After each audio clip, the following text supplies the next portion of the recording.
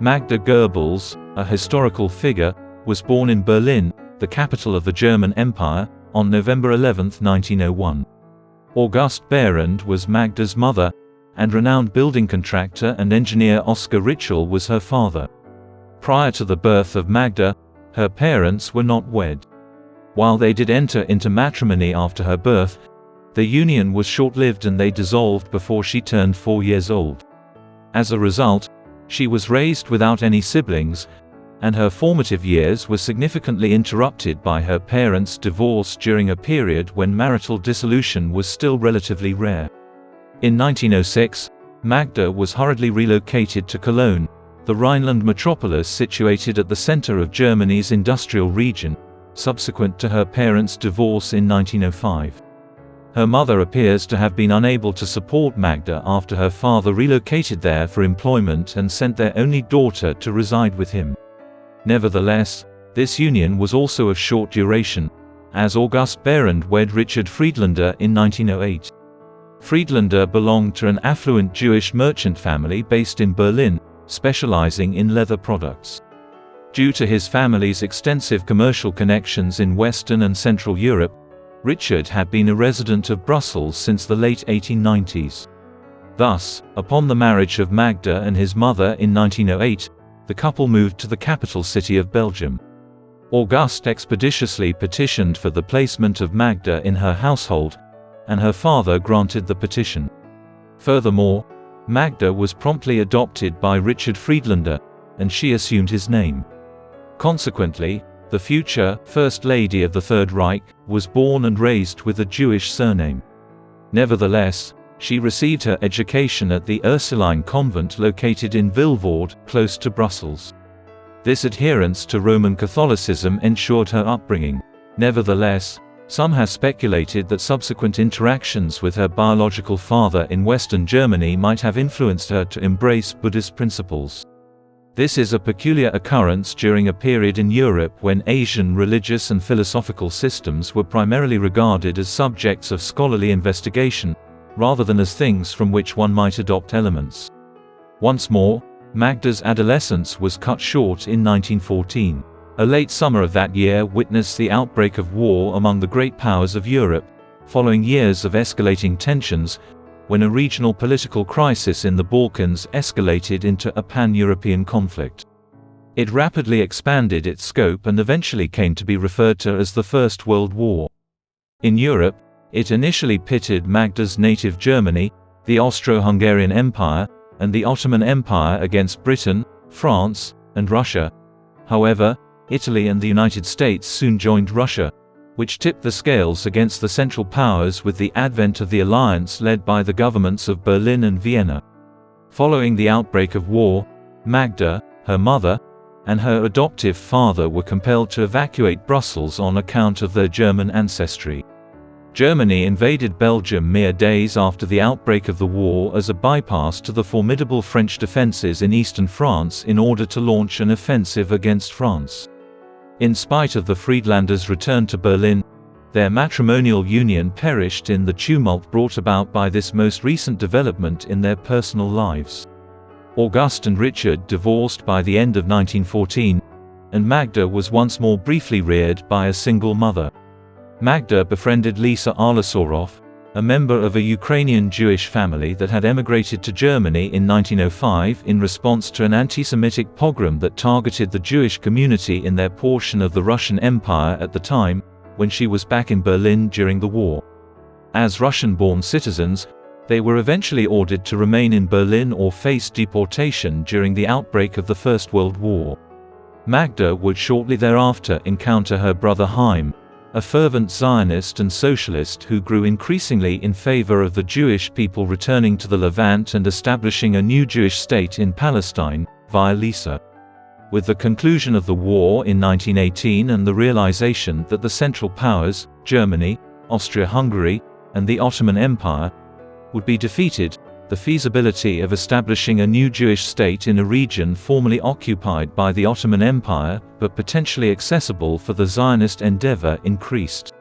Over time, during the latter part of the 1910s, Magda and Chaim developed a close romantic partnership, which provided additional evidence that Magda did not harbor the extreme anti-Semitic sentiments that were prevalent among Europeans during the initial half of the 20th century. Although Magda did not exhibit anti-Semitic sentiments, at least not during her childhood, a significant number of Germans did, and the November 1918 defeat of the First World War served as a conduit for the spread of this hatred. In the aftermath of the conflict, numerous European nations, including Germany, descended into anarchy.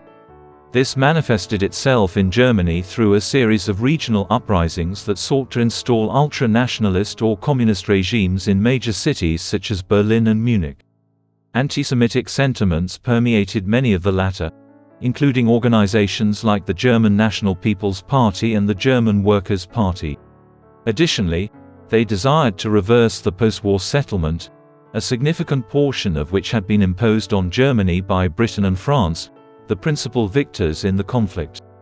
The Treaty of Versailles, which culminated the conflict between the governments of London and Paris, imposed crippling conditions on Germany. This was not a magnanimous victory. Germany was subjected to significant military restrictions and was compelled to accept French and Belgian occupation of the industrialized Ruhr and Rhineland regions in western Germany. In addition to being deprived of vast tracts of territory, primarily in the east, Germany was also required to make enormous war reparations payments that would require decades to repay. Ultimately, Germany was relegated to the status of a second power.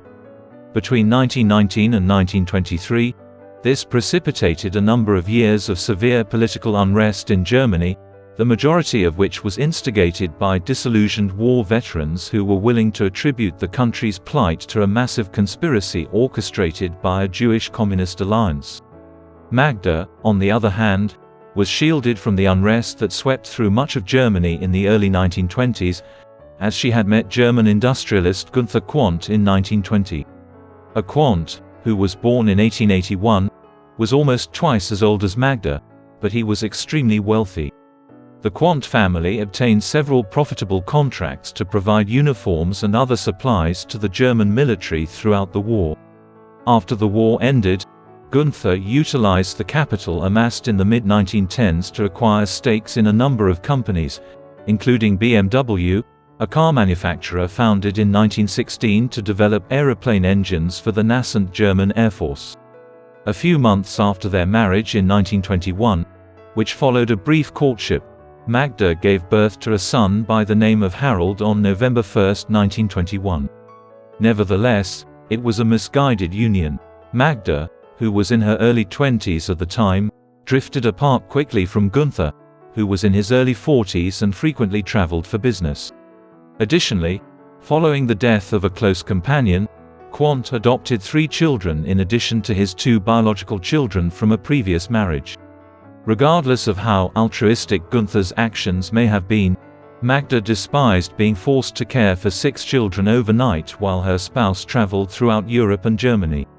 The marriage between Günther and Magda further declined in the years that followed. By the mid-1920s, she had delegated a significant portion of the responsibility for child rearing to their large domestic staff in order to pursue an active social life. Berlin emerged as the cultural capital of the continent after the political unrest of the early 1920s subsided in Germany. Magda, an intelligent, well-educated young woman with no financial constraints, was eager to experience everything the city had to offer. Additionally, she quickly became involved in extramarital affairs that were comparatively effortless to conceal during her husband's absence. Given her husband's extensive business network in Berlin, however, the deception could not endure indefinitely. Consequently, Günther became aware of one of her relationships, which involved a peer her peer's age, in 1928. He expeditiously commenced divorce proceedings.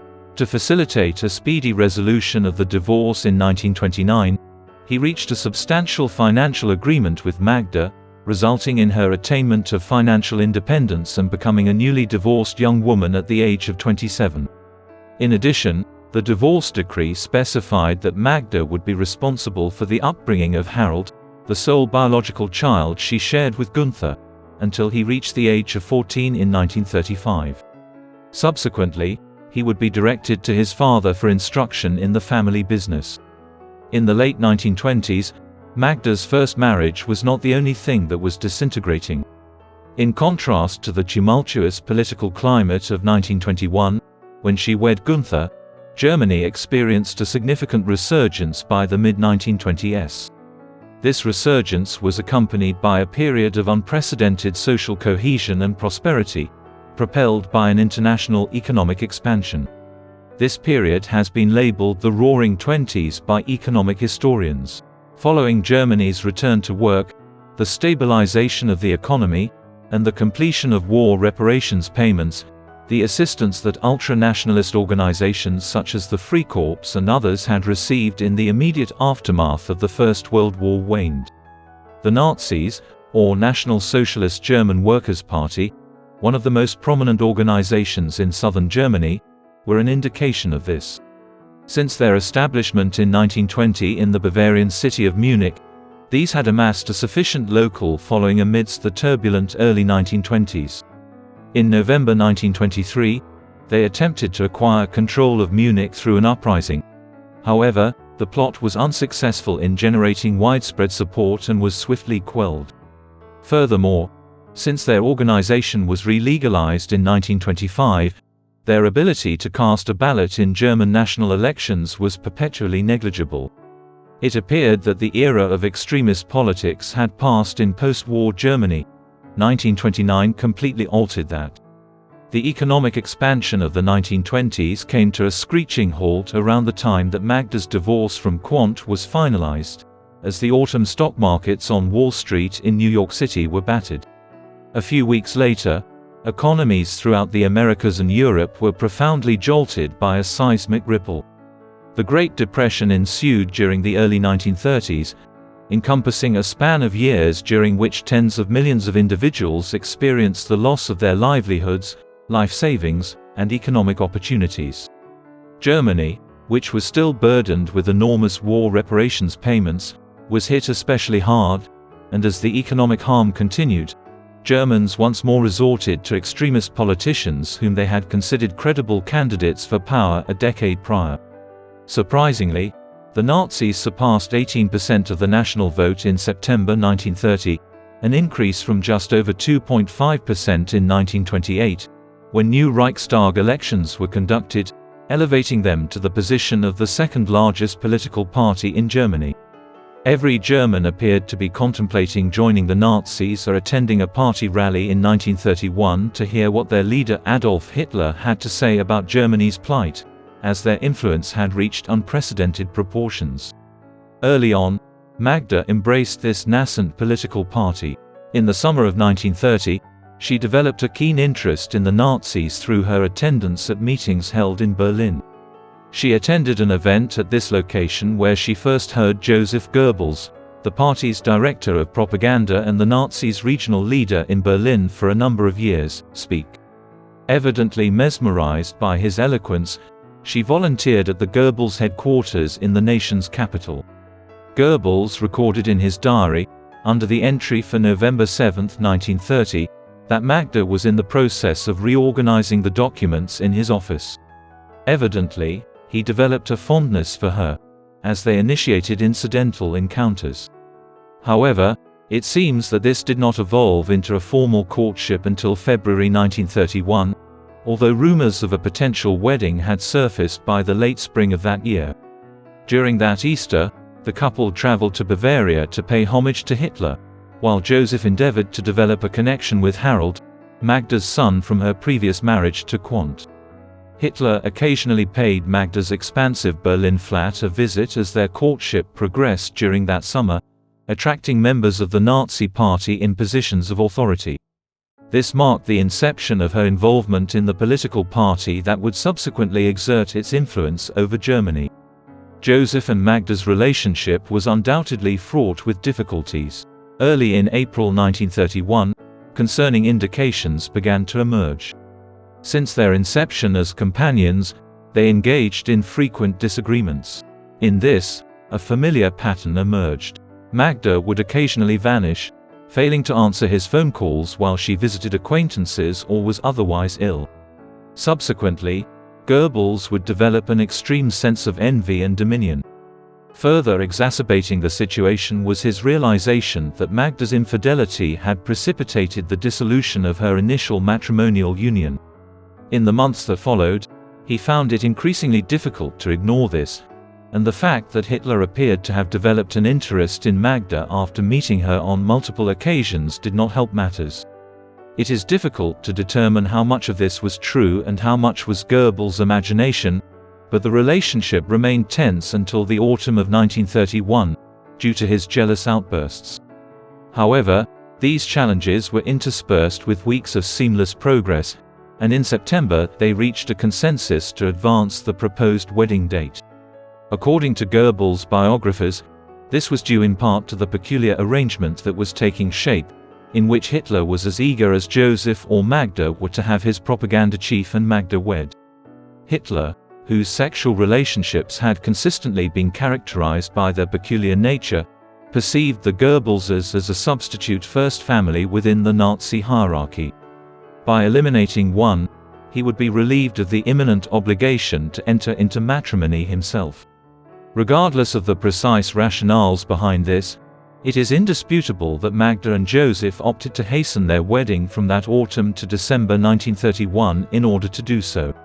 Magda requested Hitler's personal presence as a witness at their nuptials, and Hitler consented.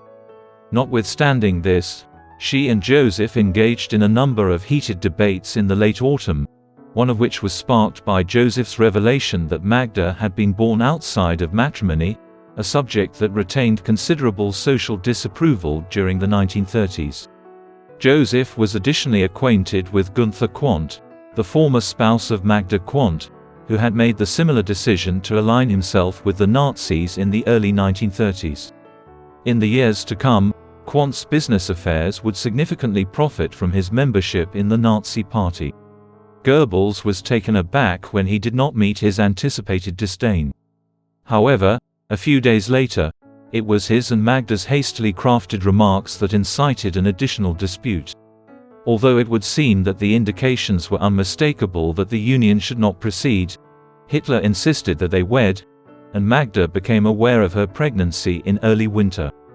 Thus, on December 19, Magda and Joseph Goebbels were wed at the Quandt family estate in Severn, Mecklenburg, which Magda had obtained in exchange for the use of the property during her divorce settlement.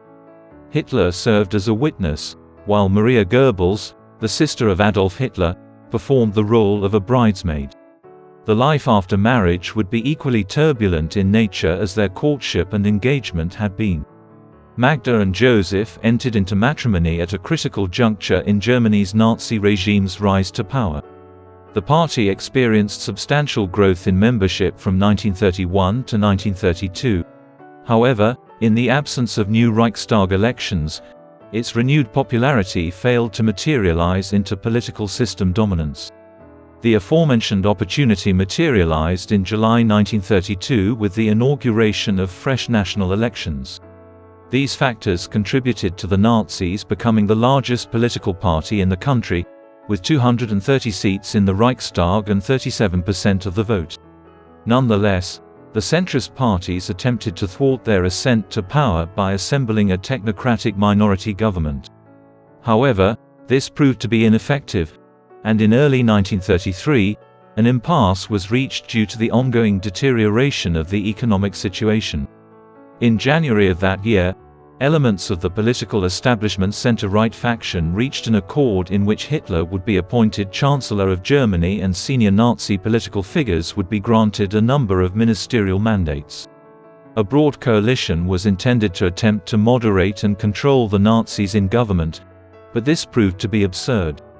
In a matter of weeks, Hitler, Goebbels, and other Nazi leaders monopolized power by fabricating a political emergency that served as justification for the enactment of legislation granting them the authority to govern by decree.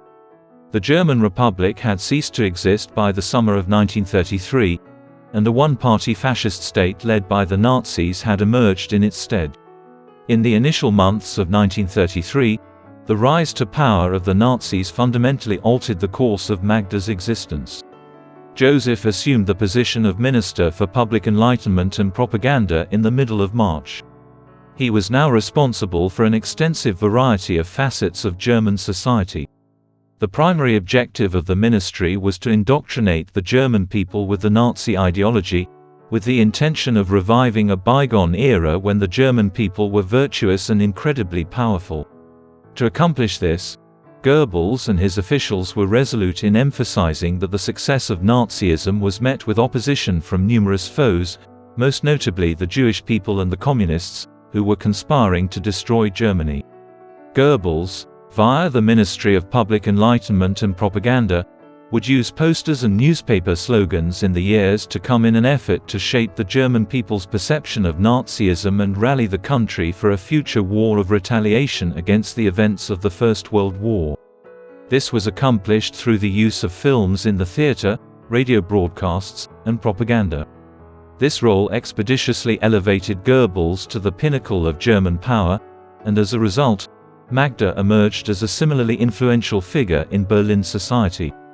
During her husband's tenure as head of the Nazi state's propaganda division, Magda became a prototypical example of the Nazi attitude towards women. This appeared retrograde. It argued that German women's place was within the household, where they educated Aryan soldiers in preparation for future conflicts and to guarantee German dominance in Europe. For example, beginning in the mid-1930s, German women were not permitted to work in specific sectors of society, including higher education. This restriction was progressively lifted in the years that followed, extending to senior positions in the medical field, with the exception of nursing, and in politics. It is worth noting, however, that this was not an outlier in 1930s Western society. In fact, many ostensibly developed nations still did not grant women the right to vote. Nevertheless, it is indisputable that the Nazis held a regressive stance with regard to the rights of women. The idealized Nazi German woman ought to have devoted her efforts to being a devoted wife and mother, as well as to supporting her husband's professional endeavors and contributing to her children's education. Magda was a prominent advocate for this cause. She declared the following shortly after the Nazis seized power. As in other countries, women were not permitted to serve in the military, the government, or the judiciary. The army was off limits to them. A German girl who is faced with the decision of whether to pursue a career or marry will invariably be pressured to marry, as it is deemed the most advantageous course of action for a woman. Consequently, from the very beginning of the Nazi regime's reign, Mrs. Goebbels embodied its ideological stances concerning women. Additionally, she participated actively in the Nationalist Socialist Women's League. In October 1931, this was instituted in response to allegations that the Nazis failed to attract a sufficient number of female electors. Nevertheless, following its rise to power, the party transformed into a tool for advancing Nazi ideological views on the position of women in society. It promoted the Nazi ideological perspective on women through the organization of lectures and events. Magda attended numerous League events in her capacity as the commander of the Nazi women's resistance. Additionally, the League released a periodical known as the National Socialist Women's Monitor, which inexplicably interspersed articles proposing the acquisition of Eastern European territories by Germany and the establishment of Greater Germany, with those offering guidance to German women regarding housekeeping and motherhood. Magda Goebbels was the subject of numerous issues throughout the years. By the late 1930s, the League had amassed an extensive membership of more than 2 million German women, and the National Socialist Women's Monitor had achieved a circulation of 1.9 million copies during the same period. Throughout the 1930s, Magda essentially assumed the role of a pseudo-First Lady of the Third Reich as a result of these events. A considerable number of high-ranking individuals within the Nazi regime were either unmarried or occupied with personal matters that were not conducive to public scrutiny. Hitler maintained a bachelor status. He was in a progressively intimate partnership with photographer Eva Braun from the moment he was appointed Chancellor of Germany until his departure, although the relationship was fraught in its own way. Braun was at least 20 years younger than the Nazi leader, and during their engagement she made at least one suicide attempt. As a result, Hitler was adamant that she not be wed during the 1930s. The couple never had any offspring. Despite this, German society at the time frequently viewed Magda as a surrogate first lady. By the late 1930s, she had received a steady stream of correspondence from women throughout Germany petitioning her on a variety of issues in a manner similar to how a first lady was frequently regarded in other nations. A portion of this perception of Magda was additionally influenced by her status as a prominent mother within the regime. Within their initial 9 years of matrimony, the Goebbels delivered 6 children. Magda became expectant prior to her matrimonial union with Joseph. She delivered their initial child, a daughter named Helga, in 1932. Thereafter, 1 son and 4 more daughters were born. Hildegard was born in 1934, followed by Helmut in 1935, Holdine in 1937, Hedwig in 1938, and Heidrun in 1940. It has been hypothesized, with near certain accuracy, that Magda and Joseph elected to adopt this convention as an act of sycophancy towards Hitler, whose name also began with a H, since each child's name commenced with said letter. As they matured, the children of Magda Hitler became surrogate first children within the Third Reich, much like how Magda had become a pseudo-first lady due to Hitler's unwed status. His 2 eldest children, Helga and Hildegard, were photographed at Nazi party events as early as 1937, and this practice continued to grow with the years. It frequently had a profoundly sinister aspect. As an illustration, during the year 1939, Joseph Goebbels captured a light-hearted familial scene featuring his children. This footage was subsequently utilized in a Nazi propaganda video, which advocated for the euthanasia of children with disabilities or impairments. Subsequently, as the Nazis engulfed Europe in war, the Goebbels children were featured in photographs and films dozens of times per year to illustrate how life in Germany continued normally despite the conflict in France and Eastern Europe. During this period, Joseph and Magda not only became the embodiment of Nazi family values but also benefited monetarily from his ascent to power. Hitler personally authorized Goebbels to receive a substantial allowance from the Nazi Party, in addition to his ministerial salary and other perks. This enabled him to procure a substantial mansion situated in the affluent suburb of Wannsee, situated beyond the confines of Berlin. A limousine, a Mercedes sports vehicle, and a motorboat were included in the collection by 1936. Then Joseph sold Ayer Verlag, the publishing house of the Nazi Party, the future contract rights to publish his extensive diaries. In exchange for the provision that they be published 20 years subsequent to Goebbels' demise, the contract stipulated that he would receive an initial payment of 250,000 Reichsmarks, followed by an annual payment of 100,000 Reichsmarks. After acquiring this considerable fortune, Magda proceeded to ostentatiously embellish the villa in Wannsee. From the mid-1930s onwards, numerous opulent gatherings were held at the residence for the highest-ranking Nazi officials in the capital. Joseph also obtained a vacation residence on the riverine island of Schwanwörde, situated in close proximity to Berlin. Furthermore, he procured a more modest house in the capital. Other residences were eventually acquired in other regions of Germany. With respect to their children, the family had no needs and relished the opulent luxuries that Joseph's position granted them after the Nazis seized power. But not everything was marital harmony. Joseph acquired a second residence in Berlin primarily to accommodate his extensive extramarital affairs, the majority of which involved actresses employed in his propaganda films. One in particular generated considerable controversy. Joseph began dating the Czech actress Lida Barova, who had relocated to Berlin a few years prior, in 1937. At this juncture, the frequent disputes that had marked the Goebbels' partnership since their pre-marriage days had started to wear thin on both individuals. At his residence following his undeniably demanding work schedule, he and Magda would frequently dine in silence to avoid the potential for a renewed dispute. Magda was not exempt from any of this. In 1933, she had an affair with Kurt Lüdecker, a fervent Nazi who fled Germany shortly thereafter after the party became suspicious of him for his ties to the leadership of the SA, the Nazis' paramilitary wing whose highest-ranking members were purged in 1934. Although these affairs were troublesome, Joseph went so far as to be spotted in public with Borova after he began seeing her. Fast forward, and word quickly spread, information regarding this reached Magda, who happened to be a senior minister of the nation. Upon doing so, she sought assistance from Hitler and, on August 15, 1938, they convened for an in-depth discussion of the situation. The subsequent day, the Führer met with Joseph, during which he urged him to cease the affair.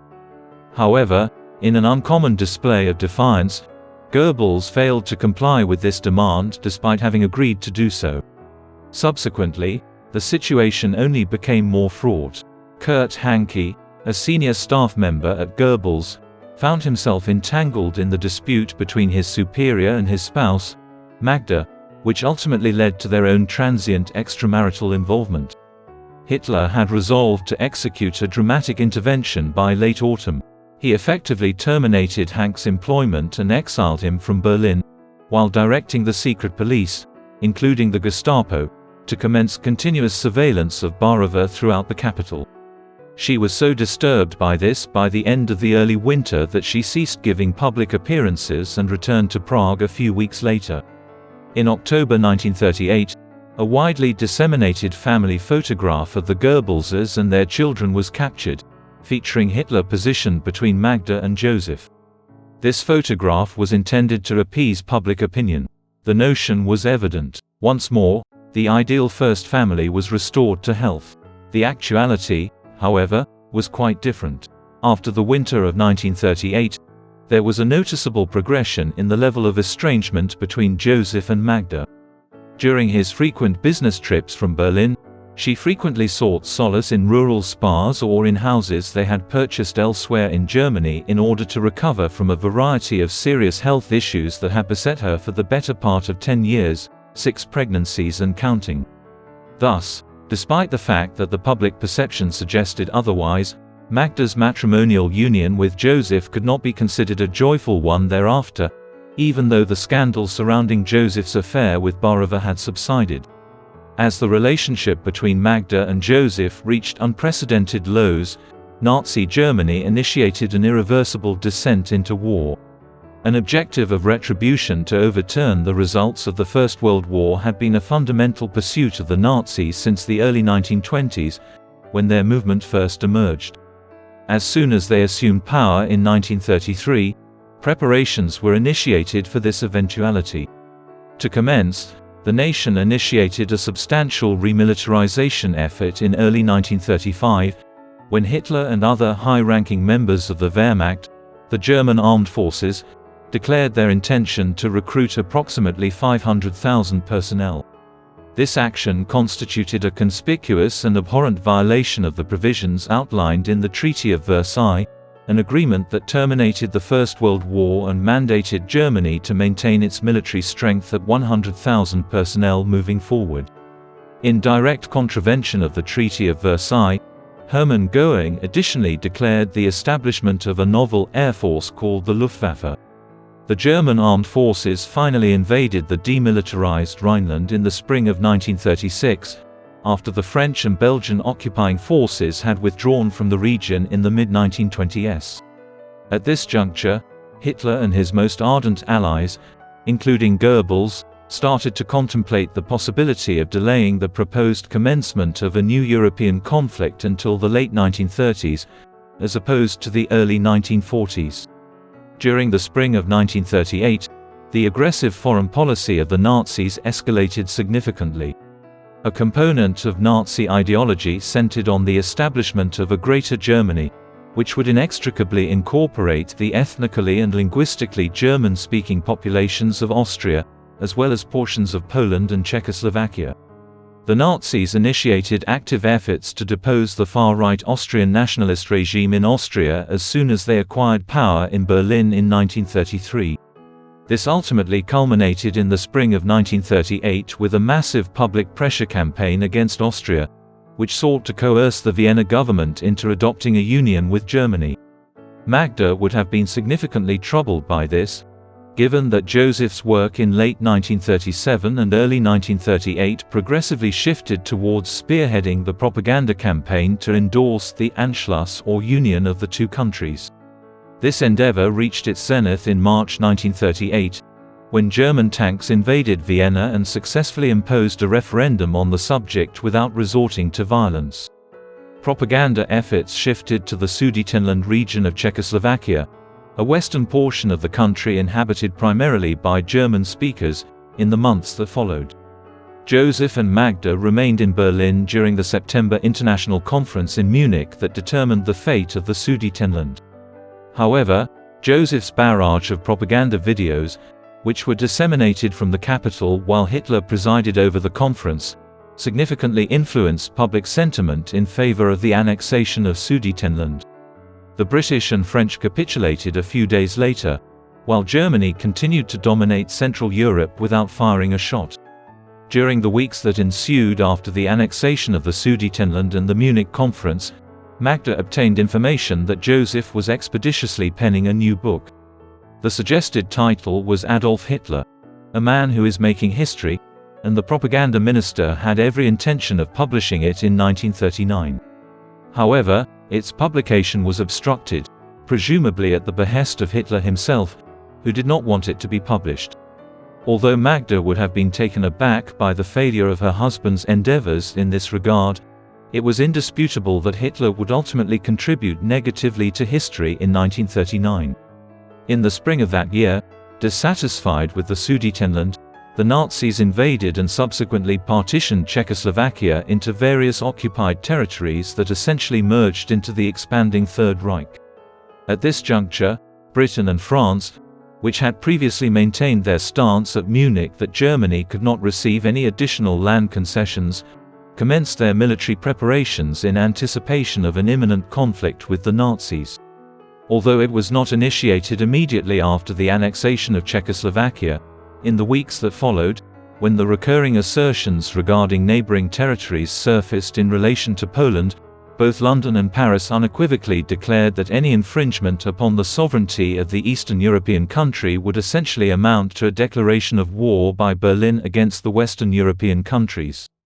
Thus, on September 1, 1939, in response to Hitler's directive that the German military cross the eastern frontier into Poland, France and Great Britain declared war on Germany 2 days later. With this, the Second World War began. Early in the conflict, Magda and Joseph continued to profit from their close relationship with Hitler. During the years 1939 and 1940, when the Nazi regime sought to galvanize the German people in support of the war effort and portray Germany's enemies as an existential threat and, in some bizarre way, the aggressor in the conflict, Joseph's propaganda was particularly important on the home front. Magda delighted in public appearances, which was consistent with the enduring perception of her as the regime's preeminent female figure.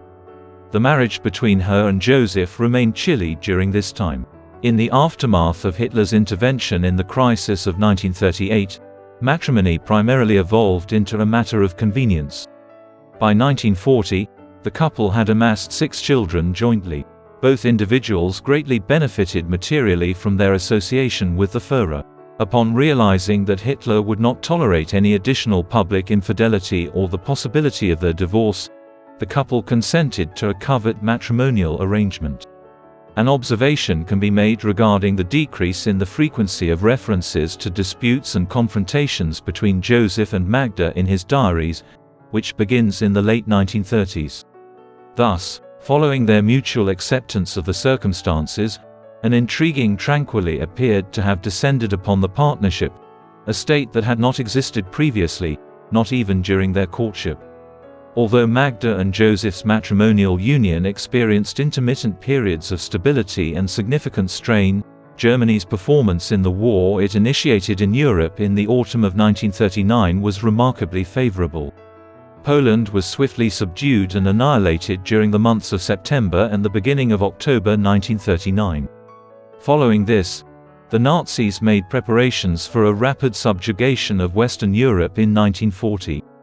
However, even Hitler was taken aback by the velocity with which his land forces and tank divisions captured France and the Low Countries in May and June of that year. Through targeted military operations in the spring, Denmark and Norway were already hastily occupied. By the late summer of 1940, only Britain remained opposed to Nazi Germany in Europe. However, had the Nazis persisted in their autumn 1941 air and naval bombardment of the country, it is possible that it too could have been conquered. However, in early 1941, Hitler resolved to redirect his focus eastwards and engage in conflict with the Bolshevik Communists of the Soviet Union, the principal ideological adversary of Nazism. Operation Barbarossa, the greatest land invasion in military history, was initiated in the summer of 1941. It involved the participation of 3 million German soldiers. Furthermore, it was initially a tremendous success. Early in winter 1941, German divisions had advanced to an area in close proximity to Moscow and Leningrad. The eventuality that the conflict would culminate in Nazi occupation of Europe became a distinct possibility.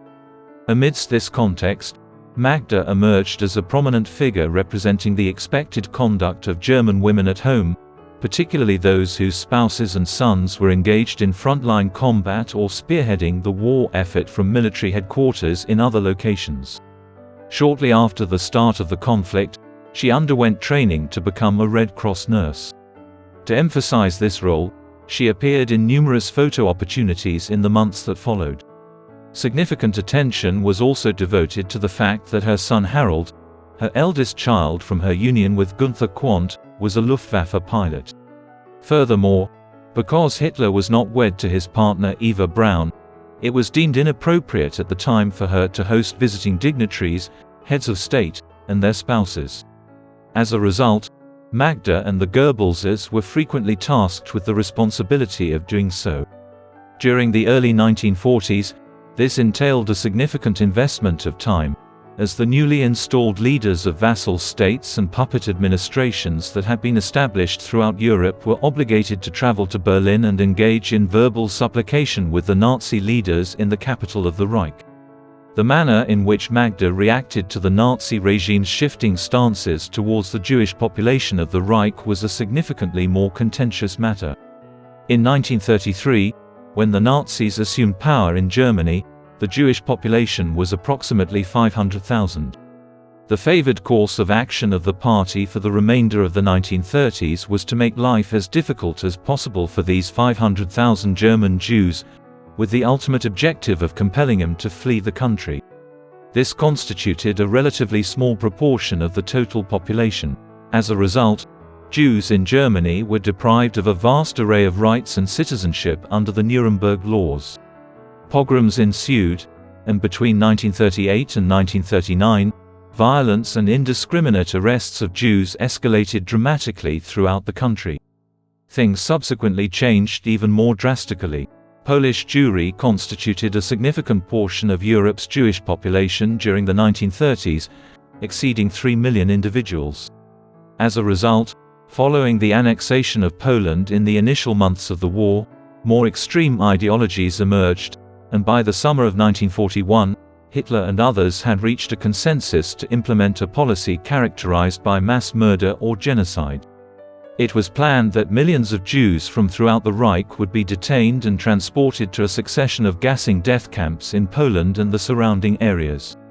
In the end, the Holocaust against the Jews of Europe would claim the lives of roughly 6 million individuals.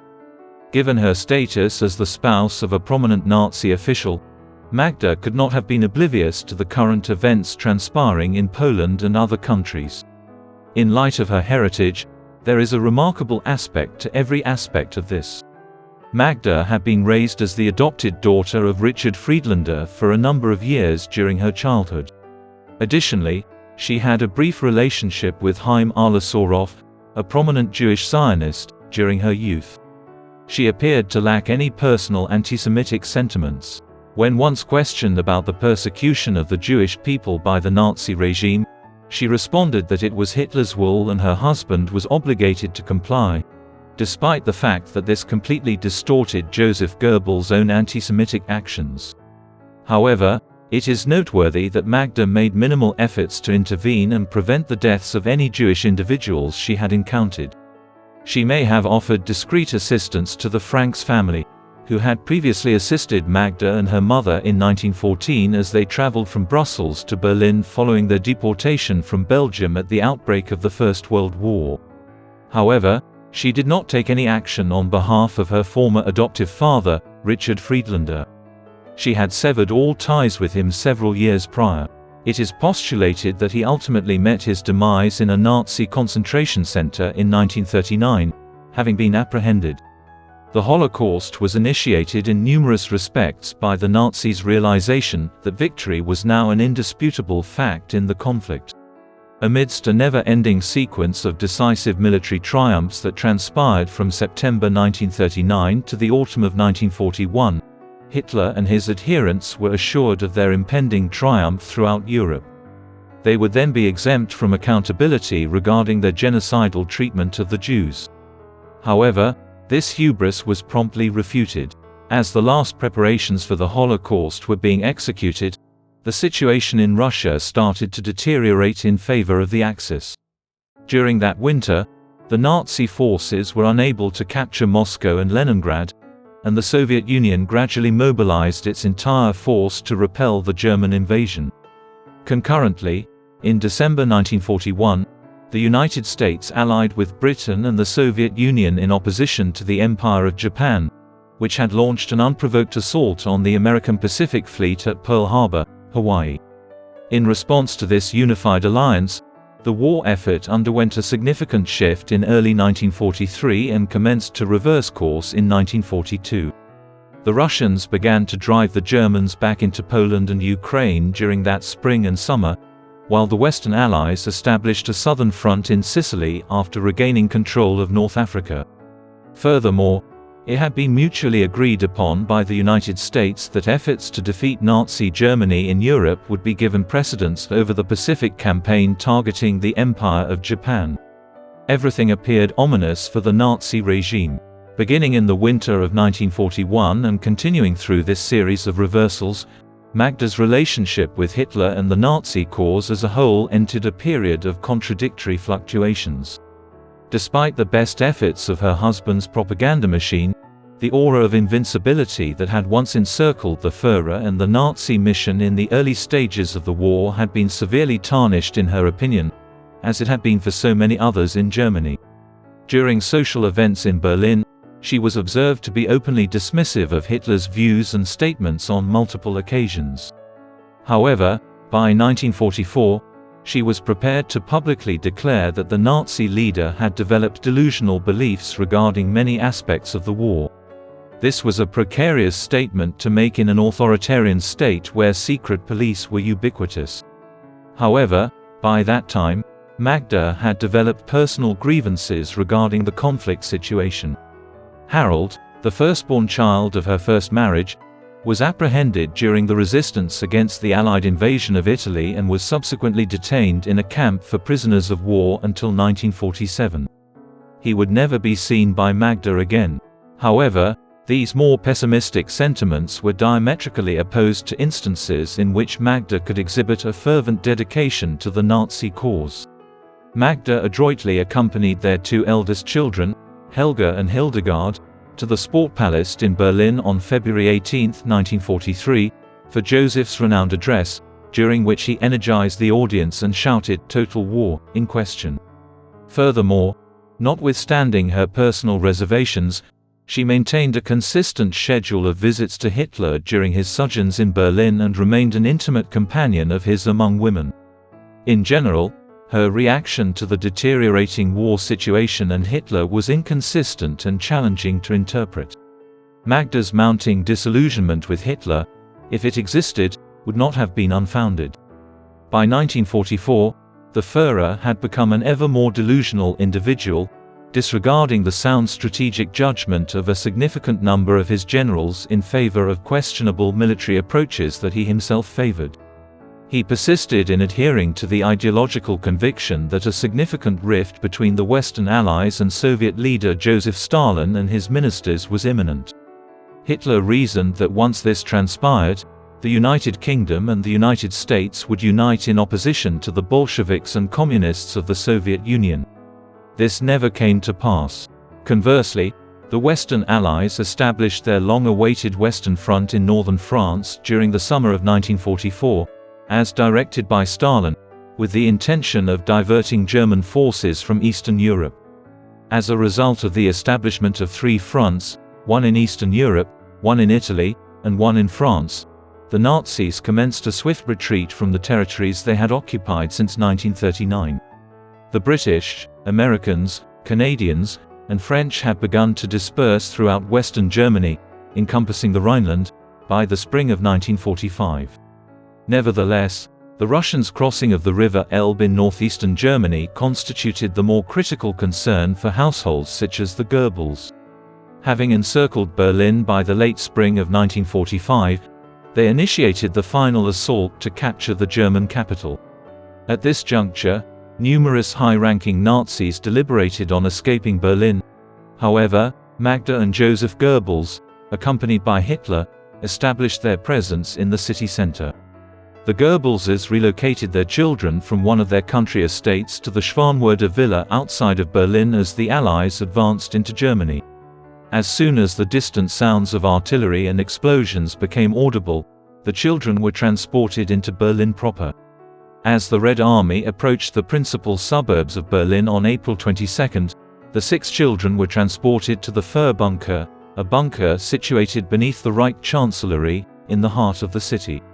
In essence, this served as the headquarters for the remnants of the Third Reich. Hitler and his primary personnel had occupied this location as of January 1945. Late in April, the location had transformed into a desolate haven, where a solemn Hitler received farewell visits from several high-ranking members of the Nazi Party.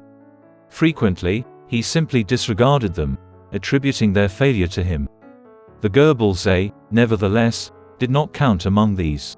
Magda and Joseph were ordered to assiduously accompany the Führer underground in central Berlin until the very end. In exchange for Hitler's allegiance, he made an entirely pointless alteration to the succession plan. He designated Goebbels as his successor and renounced Hermann Göring, whose lineage had been established in the event of Hitler's demise. The events that transpired between the last days of April and the 1st of May are widely recognized in a general sense. However, the specific reasons for their occurrence in relation to the Goebbels family remain somewhat obscure. Hitler was resolute in his decision to commit suicide in order to evade Soviet Union capture. Joseph Goebbels appeared to share a comparable perspective. In a coded message that he transmitted via German radio in late February 1945, he ostensibly made reference to the notion that the lives of his children would be devoid of purpose and value should the Nazi cause fail. As the noose was tightened around Berlin on April 15, he authored an article for the newspaper Das Reich in which he once more questioned whether life would be worthwhile following the fall of the Third Reich. Thus, it appears that Joseph had been contemplating suicide in the months preceding the siege of Berlin, in the event that the Nazi regime was not entirely defeated and the miracle of a fallout between the Allies failed to transpire. Whether or not he had discussed this with Magda is also unknown. However, she appeared to have made reference to suicidal thoughts during the final weeks of the conflict, which included the murder of their children. Furthermore, despite receiving offers from high-ranking members of the regime to assist in the smuggling of the children out of Berlin, Magda declined every single one of them. All of this indicates the existence of a plan that, although not fully executed, was at least deliberate and contemplated as a backup strategy in case the worst were to occur. We do know precisely what transpired, notwithstanding the motivations or circumstances that may have existed. On the evening of April 29, as artillery bombardments neared central Berlin and the Führerbunker started to shake from explosions above, Hitler made the decision to wed Eva Braun, his longtime companion. The commander of the Nazis and his bride both committed suicide the day after. As German Chancellor, Magda's spouse assumed leadership of the Third Reich for a momentous occasion. His actual legacy during that term is a single incident in which Magda played a pivotal role. The Goebbels lost 6 children on May 1 to their deaths, 12-year-old Helga, 11-year-old Hildegard, 9-year-old Helmut, 8-year-old Holdine, and 6- and 4-year-old Hedwig and Heidrun, respectively. The precise manner in which this transpired has been the subject of considerable controversy. Subsequent accounts suggested that Helmut Krunz, an SS dentist, administered morphine injections to all the children, followed by the crushing of cyanide capsules in their mouths after they had lost consciousness. Others speculate that during Hitler's final weeks, Ludwig Stumpfegger, his physician, administered morphine or another sedative in sweetened beverages to the children, who were subsequently executed once the effects took effect. However, it is generally accepted that on May 1, 1945, Magda Goebbels was responsible for the deaths of 6 of her 7 children, most likely through the self-administered cyanide. Following this, Magda and Joseph made their way to the garden of the Reich Chancellery, where they ended their lives. They seem to have ingested cyanide pills and provided the SS guards with directives to kill them repeatedly if necessary once the poison began to manifest. Subsequently, their remains were submerged in fuel and ignited. Their offspring had come close to surviving. The following day, when Soviet forces stormed the Reich Chancellery, they discovered Magda and her husband's incinerated remains still lying in the garden.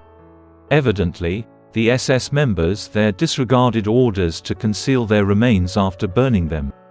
Due to the fact that the Reich Chancellery's exterior was fortified that afternoon, Russian troops did not descend into the Führerbunker until the 3rd of May. There they discovered 6 children lifeless in their beds, attired in their night attire and adorned with ribbons in their hair. Their remains were removed for an autopsy. The precise location or intention of their interment by the Soviet authorities is still unknown. Likewise, the whereabouts of Magda and Joseph's remains remain uncertain. They, along with a number of others discovered in the bunker, underwent multiple exhumations and reburials in the months that followed, as it appears that Joseph Stalin, the leader of the Soviet Union, repeatedly altered his mind regarding the disposition. Similar to their offspring, the final resting place of Magda and Joseph's remains or the location where their ashes were deposited are unknown. Magda Goebbels emerged as a highly influential individual within the Nazi regime. After developing an interest in the party in 1930 following her initial divorce, she rapidly developed a connection with Joseph Goebbels and was contemplating their marriage by 1931. However, the partnership was tumultuous from the outset, and their matrimonial union in December of that year appeared to have been arranged more by Hitler than driven by genuine matrimonial affection. The Nazis' ascent to power was accompanied by an increase in social standing and affluence. In the eyes of German society, the Goebbelses represented the archetype of the ideal German family in the New Germany, what with their progeny of Aryan offspring and seemingly impeccable lifestyle. In addition, since Hitler was weary and Magda served as a surrogate for the position of First Lady wife, she frequently appeared in Nazi propaganda alongside her children. However, this facade belied a tumultuous union, as both Magda and Joseph were involved in a series of extramarital affairs. In 1938, when one of these individuals emerged as a possible scandal source, Hitler intervened and unequivocally declared that divorce was not an option. Thus, it could be described as an atypical poster-first family. Similar to Magda, her ideological stance towards Nazism was contradictory. Despite having been partially raised by an adoptive Jewish father and having dated a Jewish man in her childhood, this woman became the unofficial First Lady of the most anti-Semitic government in history during the 1930s. Clearly, she did not harbor a great deal of anti-Semitic sentiment. Likewise, she may have had an ambivalent stance on Hitler and the war, condemning the Führer in the presence of his allies while simultaneously serving as one of his closest female confidants. However, what was most inexplicable was her perverse allegiance to Hitler during the closing days of the war. Instead of opting to elope with her 6 children from Berlin as she had the ability to do, Magda Goebbels chose to bring him to Hitler's bunker. On May 1, the day following Hitler's suicide, she brutally murdered her 6 children, ranging in age from 12 to 4, before herself and Joseph committed suicide. In the post-war period, Joseph could have had no alternative but to face arrest, trial, and execution. In contrast, Magda likely would have managed to escape with only a few years in prison, and her children remained acquitted of any wrongdoing. Therefore, her egregious deed at the 11th hour was motivated not by necessity but by the inexplicable and fanatical allegiance that a great number of Germans developed to Hitler and the Nazi cause. In your opinion, what is Magda Goebbels? How can one account for the inconsistencies that exist within her character and her choice to terminate her own offspring? Please let us know in the comment section, and in the meantime, thank you very much for watching.